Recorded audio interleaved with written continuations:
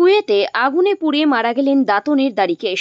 বুধবার ভোর রাতে কুয়েতের একটি বহুতল আবাসনে ঘটে যাওয়া ভয়াবহ অগ্নিকাণ্ডে মৃত ৪২ জন ভারতীয়ের তালিকায় রয়েছেন পশ্চিমবঙ্গের একমাত্র ব্যক্তি পশ্চিম মেদিনীপুর জেলার দাড়িকেশ পট্টনায়েক।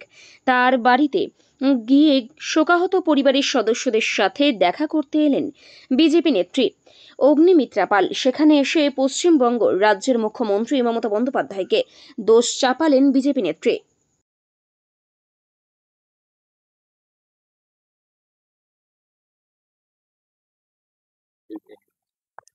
খুবই কিছু তো ভাষা নেই আমার এটার।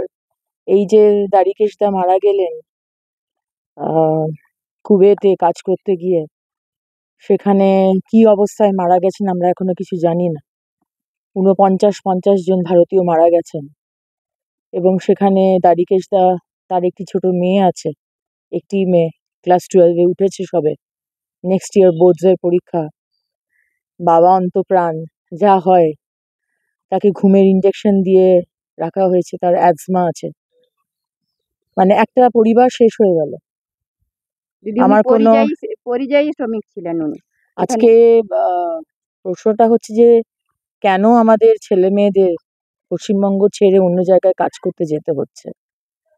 আজকে দাড়িকেশদা গেছেন কুয়েতে কাজ করতে, কেউ যাচ্ছে উত্তরপ্রদেশ, কেউ যাচ্ছে রাজস্থান, কেউ বিহার।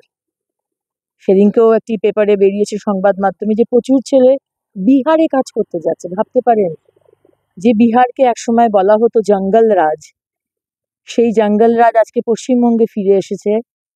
আর পশ্চিমবঙ্গের ছেলেমেয়েরা বিহারে কাজ করতে যাচ্ছে, তারা চাকরি খুঁজতে, ধান রোয়ার কাজ করতে যাচ্ছে কেরালাতে। ভাবতে পারেন আজকে এই টিএমসি সরকারের কতটা অক্ষমতা। বা মুখ্যমন্ত্রী যে কথাগুলো বলেন 10 লক্ষ চাকরি রেডি আছে, আর যদি রেডি থাকতো তাহলে দাড়িকেশদাকে কুয়েত যেতে হতো না। তার একটা 14 বছরের মেয়েকে ছেড়ে, তার স্ত্রীকে ছেড়ে, তার বাবা মা, তার পুরো পরিজনকে ছেড়ে বছরে একবার হয়তো বাড়ি আসতে পারে, তাকে ছেড়ে যেতে হতো না, পেটের দায়ে যেতে হয়েছে। এবং এটাই হচ্ছে আজকে এগিয়ে বাংলার মডেল।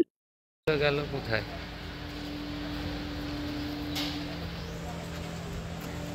ব্যুরো রিপোর্ট, এখন সংবাদ।